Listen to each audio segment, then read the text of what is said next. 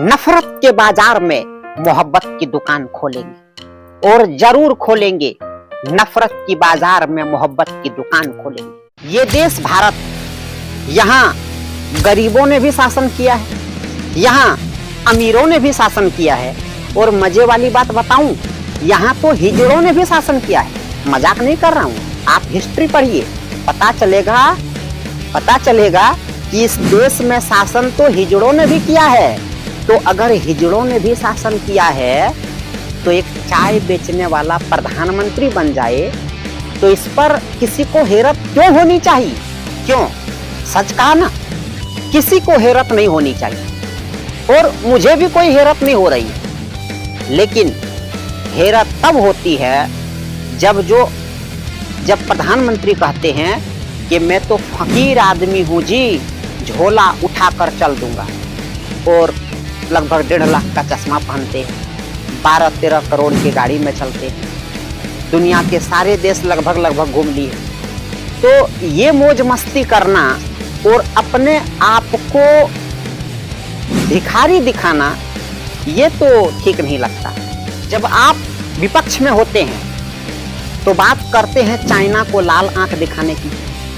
जब आप विपक्ष में होते हैं तो रुपया की कीमत जब गिरती है, डॉलर की कीमत बढ़ती है, तो आप तंज कसते हैं हमारे प्रधानमंत्री पर। जब आप विपक्ष में होते हैं तो आप हर तरीके से भारत को नीचा दिखाने का काम करते हैं। लेकिन जब आप प्रधानमंत्री बन जाते हैं तो आपके सर पर जूं भी नहीं रेंगता। क्यों? मैं जानना चाहता हूं, ऐसा क्यों? डबल स्टैंडर्ड क्यों?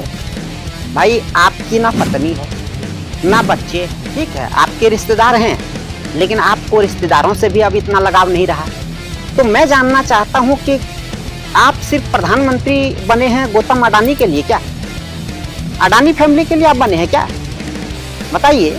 जब देश में कोई सेंसिटिव मुद्दा आता है तो आप चुप हो जाते हैं। डोनाल्ड ट्रंप आपको बार बार कह रहा है कि हमने वॉर रुकवा दी, हमने लड़ाई रुकवाई, आपकी जुबान नहीं खुलती।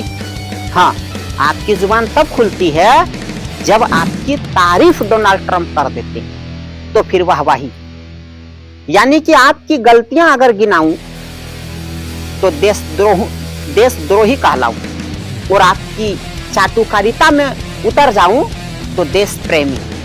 अगर बात यही है तो भैया, मुझे इस तरह के डेफिनेशन का देश प्रेमी नहीं बनना है।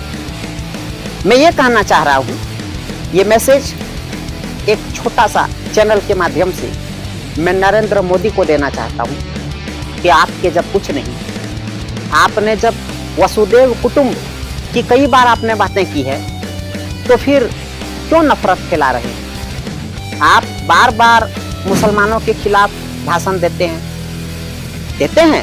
ऐसा नहीं कि आप नहीं देते हैं। आप जब 2002 में गुजरात के चीफ मिनिस्टर थे आप, तो कितने मुसलमानों को मरवाया ये जग जाहिर है। आप रोक सकते थे लड़ाई, मगर रोका नहीं आपने, ठीक है?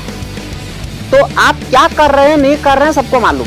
लेकिन बात यह है कि आपने अंधभक्ति का जो धतूरा चटाया हुआ है अपने, जिसे आप हिंदू कहते हैं, हालांकि जो अंधभक्ति का धतूरा चाट जाए वो ठीक से हिंदू भी नहीं है। तो मेरा कहना यह है कि आप देश में नफरत क्यों फैला रहे हैं? आप प्रेम क्यों नहीं बांट सकते हैं? बताइए ना। कुछ सालों में तो आप मर ही जाएंगे, ऐसे भी बुढ़ा गए। अरे भाई, सबको मरना है, हम भी मर जाएंगे, आप भी मर जाएंगे। सब दुनिया में किसी को जिंदा नहीं रहना है, जो पैदा हुआ है एक दिन मरना है। लेकिन मैं कह रहा हूं कि ऐसे भी आप बुढ़ापे की हालत में पहुंच गए। अगर अभी भी आप प्रेम बांटने लगे तो दुनिया आपको याद रखेगी एक अलग पर्सपेक्टिव के नजर से, एक अलग दृष्टिकोण से लोग आपको देखेंगे। और ये जो नफरत भरी जिंदगी आप जी रहे हैं, ये मरने के बाद भी शायद आपकी आत्मा को शांति नहीं मिलेगी। क्यों कर रहे हैं ऐसा? सिर्फ कुर्सी के लिए, पावर के लिए, पैसे के लिए? कितने दिनों तक ये पावर चाहिए आपको? एक समय आएगा जब हाथ पैर नाक कान काम करना बंद कर दे, तो क्या ये प्रधानमंत्री की कुर्सी आपको ये सब वापस ला देंगे? यानी कि आपकी जवानी वापस आ जाएगी? नहीं ना। तो मैं कहता हूं मेरे चाचा, मेरे नरेंद्र मोदी चाचा, आप सुधर जाएं, देश को तरक्की की राह पर ले जाएं। आप बार बार नेहरू को कोसते रहते हैं, यानी कि किसी भी बात में उनकी गलती ढूंढने के लिए आप आतुर रहते हैं। तो ऐसा क्यों? आप खुद ही कहते हैं कि आलोचना होनी चाहिए, लेकिन जब आपकी कोई आलोचना करे तो आप उसके पीछे ईडी लगा देते हैं। तो आखिर डबल स्टैंडर्ड क्यों? नफरत क्यों फैला रहे हैं? आप ही का संबंध आरएसएस और बीजेपी, जिसका प्रधानमंत्री आप हैं, तो आप दोनों ने, आरएसएस और बीजेपी ने, देश में नफरत का माहौल पैदा कर दिया है।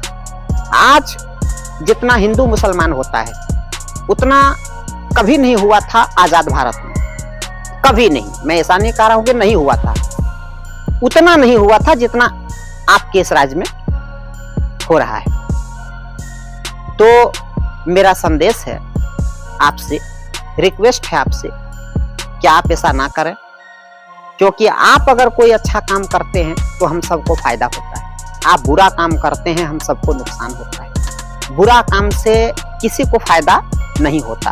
हो सकता है चंद मिनट के लिए आपको कुछ फायदा हो जाता हो, समझ में आ जाता होगा, लेकिन अंततः उससे नुकसान ही होगा, है कि नहीं? हिटलर को आज लोग याद करते हैं, लेकिन जब याद करते हैं तो एक बार थूक भी देते हैं। क्यों? क्योंकि हिटलर ने लगभग 60 लाख लोगों को मरवा दिया। तो लोग आपको भी याद करेंगे आपके मरने के बाद, लेकिन किस नजर से याद करेंगे? हाँ, समझ गए ना। वेनेजुएला पर अमेरिका ने कब्जा किया, बड़े बड़े देशों ने विरोध किया, खुलकर विरोध किया। आपने क्यों नहीं किया? क्यों मुंह में ताला लग गया? बताइए ना, क्यों डर रहे हैं? जब आप कहते हैं कि हमने मिलिट्री पावर को बहुत मजबूत बना दिया है, तो फिर आप उस बेढंगा आदमी से क्यों डर रहे हैं? आप जो सच है उसे कहिए ना जी, हम लोग भुगतने के लिए तैयार हैं। लेकिन आप सच बोलिए, आप बोलिए कि वेनेजुएला पर जो आप कब्जा किए हैं ये गलत है, ये मानवता के खिलाफ है, ऐसा नहीं होना चाहिए। खुलकर बोलिए, देखते हैं भारत में कौन है जो कहेगा कि मोदी जी ने गलत कह दिया। लेकिन आप वैसा नहीं करेंगे। आपको गौतम अडानी को फायदा दिलाना है ना, तो देश का नुकसान भी आपको गवारा है। माफ कीजिए मोदी जी, लेकिन नफरत आप फैला रहे हैं, आपकी पार्टी फैला रही है, आपके सगे संबंधी वाली पार्टियां फैला रही है, यानी कि सब जिम्मेदारी आप पर ही आती है। आप कभी नफरत को खत्म करने के लिए एक शब्द कह देते कि देश में प्रेम भाव से जीना चाहिए, सभी जातियों, सभी जंतुओं, सभी जीव जंतुओं से प्रेम होना चाहिए, ये बात अगर आपकी जुबान से निकल जाती तो हम सब धन्य हो जाते। लेकिन नहीं, आपकी जुबान से निकलती है कट्टा, मुसलमान, कपड़े देखकर पहचानू, यही सब आपकी जुबान से निकलती है। प्रधानमंत्री बनने से पहले आपने कितने वादे किए, गिनाऊं क्या? नहीं छोड़िए, बस आप एक बार शांत मन से अकेले में, तन्हाई में उन बातों पर गौर कीजिएगा। आपने कितने वादे किए और आपके सारे बातें, आपकी सारी बातें खोखली नजर आई। ऐसा क्यों? क्यों आपकी हर बात जुमला साबित हो जाता है? जुमलेबाज सरकार है क्या? बताइए, 15 लाख, 2 करोड़ नौकरियां, किसानों का आय डबल, ये सब बातें नहीं भूला हूं, आपको सब याद है। यानी कि आपने सत्ता हासिल करने के लिए जो मन में आया सो बक दिया, यानी कि आपके लिए प्राथमिकता सिर्फ सत्ता है। आपके लिए मानवता मायने नहीं रखता, आपके लिए धर्म मायने नहीं रखता, आपके लिए देश मायने नहीं रखता, आपके लिए लोग मायने नहीं रखता, आपके लिए कुछ मायने नहीं रखता, बस पावर मायने रखता है, यही ना? यानी कि आपको सिर्फ पावर चाहिए, जैसे हिटलर को चाहिए था। बाज आइए, बाज आइए, बाज आइए।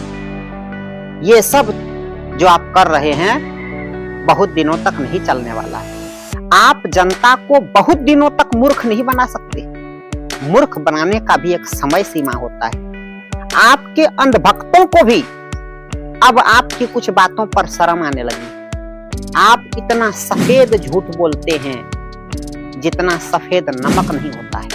वो सादा नमक जो होता है ना, उतना सफेद नहीं है जितना सफेद आप झूठ बोलते हैं, है कि नहीं? आप क्या क्या आप झूठ बोलते हैं एक एक करके बताऊंगा, और आप बताइए ना ऐसा क्यों होता है। कोई भी नेता कितना भी बड़ा भ्रष्टाचारी हो, पहले आप उस पर अंगुली उठाते हैं। अगर नेता ईमानदार भी हो तो आप उसे भ्रष्टाचार बना देते हैं जबरदस्ती। लेकिन अगर एक्चुअल में, वास्तविकता में वो भ्रष्टाचारी है, उसने भ्रष्टाचार किया है।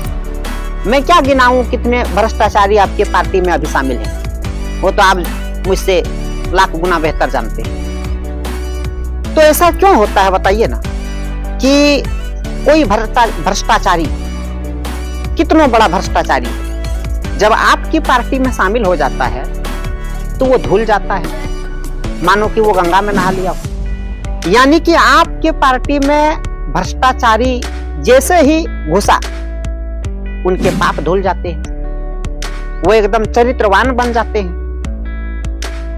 आपके राज्य में कोई भी घटना होती है, मीडिया यानी कि गोदी मीडिया, आपने जिसे अपने गोदी में उठा रखा है, वो उसकी चर्चा नहीं करती। कोई भी बड़ी से बड़ी गलत से गलत घटना हो जाए, उस पर तारीफ करती है आपकी मीडिया। मोदी मीडिया या गोदी मीडिया, बात तो एक ही है। लेकिन विपक्षी राज्य में कोई जोर से पाद भी देता है तो आप उसमें डिबेट करवा देते हैं, और गोदी मीडिया उस पर डिबेट करती रहती है। यानी कि बाल से खाल निकालती रहती है गोदी मीडिया। तो ऐसा क्यों कि जो बड़ा से बड़ा भ्रष्टाचारी आपकी पार्टी में जैसे ही घुसा, गंगा में नहा गया। अब उसने कभी कुछ किया ही नहीं था, कोई गलत उससे गलती हुई ही नहीं थी। लेकिन जो पार्टियां आपकी विपक्ष में होती है, आप उस पर निशाना साधते रहते हैं। आखिर ऐसा क्यों होता है कि जो विपक्ष में पार्टियां होती है उसी के यहाँ ईडी का छापा पड़ता है, और आपके नेता जो सब गंगा में नहाए हुए हैं उसके यहाँ कोई छापा नहीं पड़ता?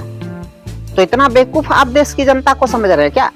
और फिर अब आकर कहेंगे कि जो बुरा है, जिसने गलत किया है, उसको हम छोड़ेंगे नहीं। और आपकी पार्टी में जो बुरा आदमी बैठा है, वो उसे आप चुमा लेंगे। तो आखिरी बात, और ये संदेश अंधभक्तों को, अंधभक्त जरा सुनिए, गौर कीजिए।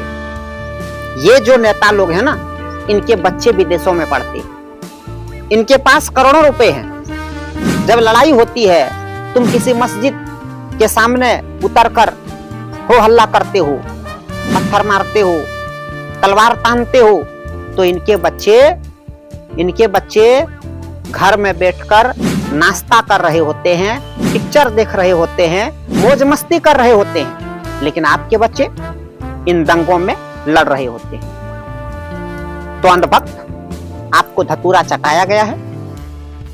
आप व्हाट्सएप यूनिवर्सिटी से आप को ब्रेन वॉश किया गया है। आप गोदी मीडिया चैनल को देखना बंद करें। आप व्हाट्सएप यूनिवर्सिटी से जुड़े हुए हैं तो उससे रिमूव हो जाएं, हट जाएं, तो आप बच सकते हैं। और अगर आपको लग रहा होगा कि मेरी बात जहर है, तो ठीक है, आपको कॉन्ग्रेचुलेशन, आप रहिए अंधभक्ति में। गोमूत्र और गोबर का यूज करते रहिए, और मोदी जी को भगवान तुल्य बताते रहिए।